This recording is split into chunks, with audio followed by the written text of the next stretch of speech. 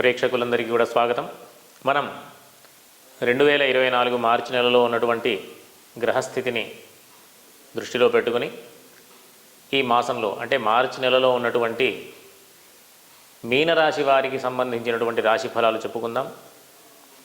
ఈ మీనరాశి వారికి ఈ మాసమంతా కూడా అనుకూలమైనటువంటి స్థితి, చక్కటి విశేషమైనటువంటి పనులు చేస్తూ సమాజంలో పేరు ప్రఖ్యాతులు పొందుతూ ఆనందంగా జీవనాన్ని గడిపేటటువంటి అవకాశం, ధార్మికమైనటువంటి ఆలోచనలు కూడా చేసేటటువంటి అవకాశం, చక్కటి ఫలితాలు పొందేటటువంటి అవకాశం వీళ్ళకి ఉంది.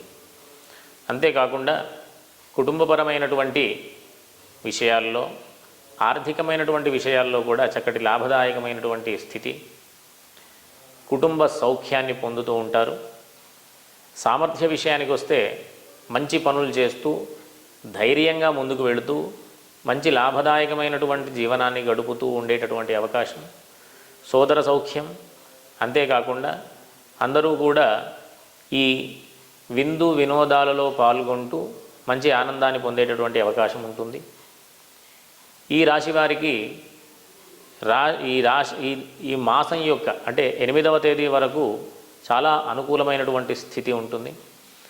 8వ తేదీ తర్వాత 16వ తేదీ వరకు కాస్త అననుకూలమైనటువంటి స్థితి, అంటే చేపట్టే పనులలో కాస్త కొంచెం ఇబ్బంది, జాడ్యం, బద్ధకంతో ముందుకు వెళ్ళేటటువంటి విషయాలలో కొంత నిర్లక్ష్యం చేయడం.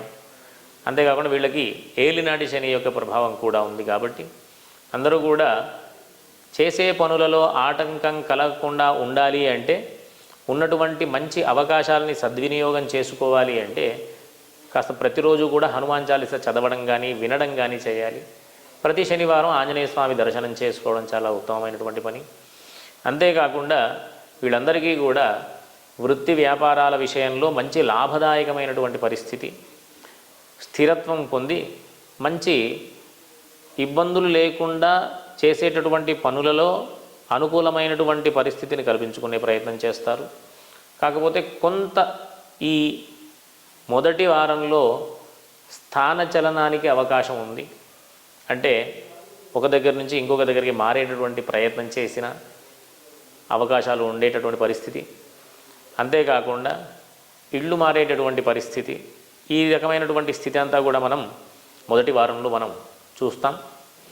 తరువాత ఉండేటటువంటి పరిస్థితిని దృష్టిలో పెట్టుకుంటే రవి యొక్క సంచారం వల్ల ఆరోగ్య విషయంలో కాస్త జాగ్రత్తలు అవసరం. 16వ తేదీ నుంచి చేసేటటువంటి పనులు అధికం కాగా, అధికమైన తరువాత చేసేటటువంటి పనుల యొక్క ఒత్తిడి వల్ల కాస్త మానసికమైనటువంటి ఆందోళన, కాస్త ఇబ్బంది, శారీరక శ్రమ, సమయానికి ఆహారం తీసుకోకపోవడం, ఇట్లాంటివన్నీ కూడా ఎదురయ్యేటటువంటి అవకాశం 16వ తేదీ నుంచి ఉంది. కాబట్టి ప్రతిరోజు కూడా ఆ 16వ తేదీ నుంచి సూర్యుడికి సంబంధించింది అంటే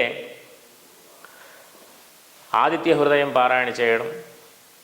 వీళ్ళు ప్రత్యేకంగా ఆదివారం రోజు ఎట్లాంటి మధుమాంస భక్షణ చేయకుండా జాగ్రత్తగా ఉండడం ద్వారా మంచి ఆరోగ్యాన్ని పొందేటటువంటి అవకాశం ఉంటుంది. అంతేకాకుండా చెప్పాం కదా, లాభదాయకమైన విషయం అందరికీ కూడా ఈ మాసం అంతా కూడా లాభదాయకంగా ఉంటుంది. కాకపోతే అలవాట్ల విషయానికి వస్తే జాగ్రత్తలు ఎట్టి పరిస్థితులలో అవసరం. చెడు అలవాట్లు అయ్యేటటువంటి అవకాశం చాలా ఉంది.